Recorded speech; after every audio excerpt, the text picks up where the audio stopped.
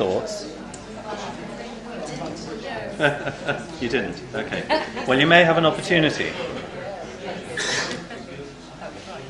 Because Paul Devereux has not turned up. I'm sorry to say. Now, we hope he will at some point. We know he was coming back from the United States, so maybe he's been held up. So actually what we're going to do is we've got some other little things to do, and we're going to do those. If he turns up, we might, halfway through, we might adjust the situation and slot him in. Firstly, I wanted to just talk a little bit about Gatekeeper, and then also give Jay an opportunity to take some more sharings from you, because I think that would be really helpful. Are you worried about the fire? It's the little red lights outside, behind the... Yeah, turn them all off.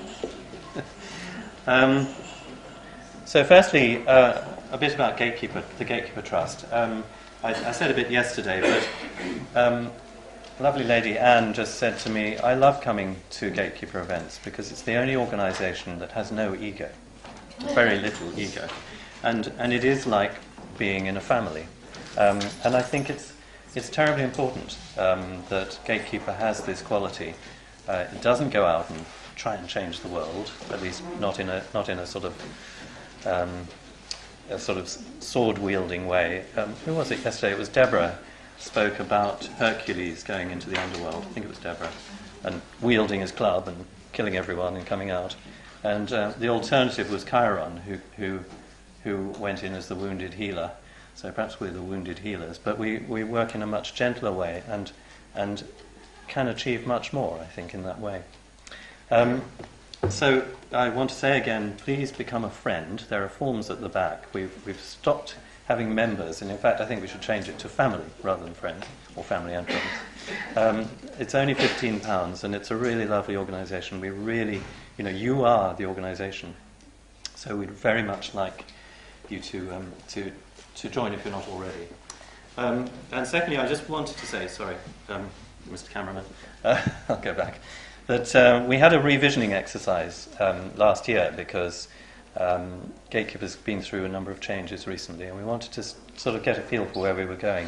And we went to a lovely place in the middle of the country called Purley Chase, and did some lovely things there, including paneurythmy and lots of reflection on where Gatekeeper has been. Gatekeeper has occupied a space of about 30 years, which started in the early 80s, I think, with a sort of run-up to 2012.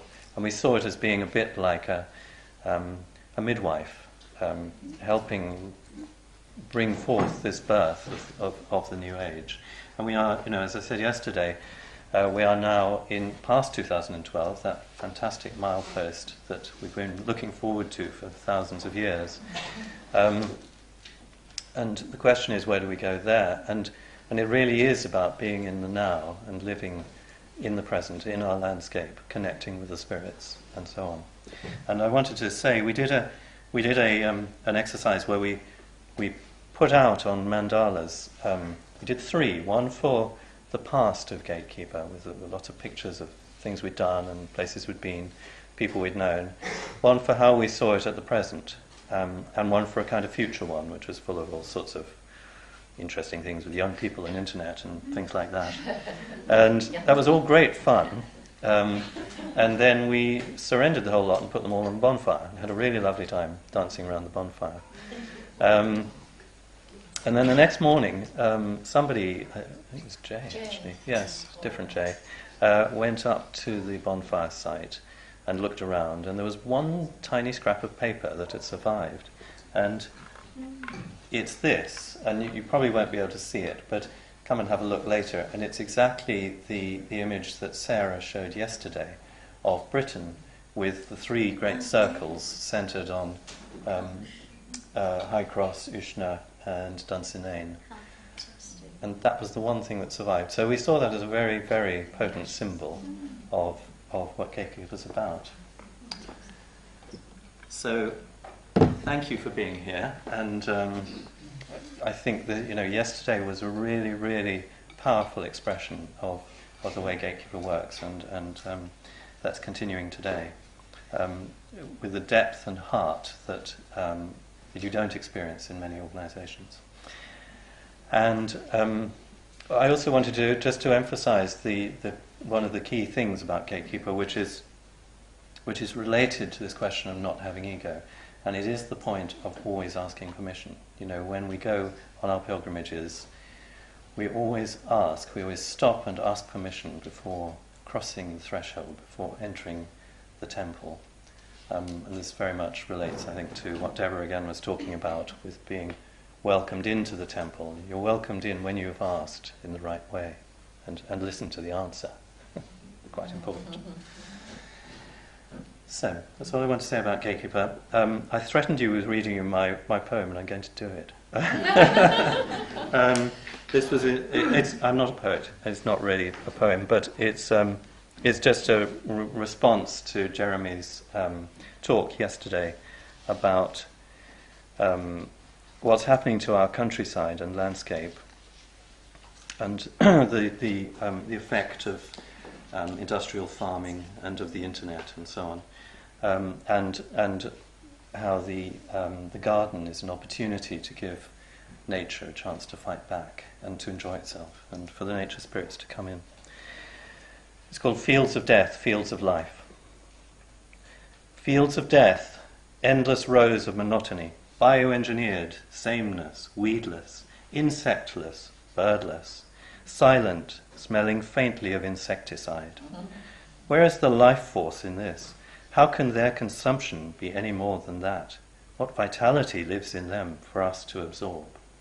Fields of death, endless seas of electronic waves, man-made, artificial, unnatural, biocidal, antipathetic to life. We are beguiled by the interconnectivity they give, and yet deep down we fear the half-glimpsed knowledge that they will make us sick to death.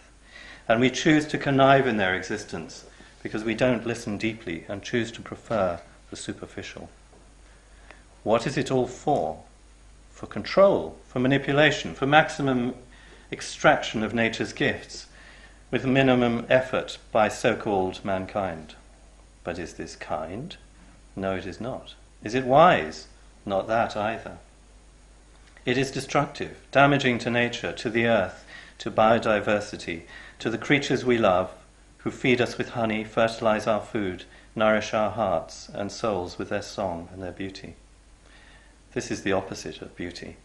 This ugliness that dominates our land and spirit, rather the dark satanic mills on England's green and pleasant land than this darkening and displeasing of the whole land and ether, with factory farm and Ethernet, internet and internet of things. Bring me my bow of burning gold. Bring me my arrows of desire. The clouds unfold. Let us be rid of this abomination, led by greedy hearts and souls, led astray by glittering false promises of ease and ease and endless control, by promises of a future shared by man and machine, with less and less for man to do. Let us say no to this, or not as much at least. Let us remember our connection to nature. Let us create oases free of mechanization, places where the nature spirits are welcome and love to congregate and thrive, places where bird and bee and butterfly and weed can grow, and where our souls can be at rest again in the knowledge that nature and the earth is honoured, respected, revered once more. And let these gardens of the soul grow in size and number until they join together and life is restored to our beautiful, bountiful earth once more. Yeah. Thank you for listening. That's really kind of you.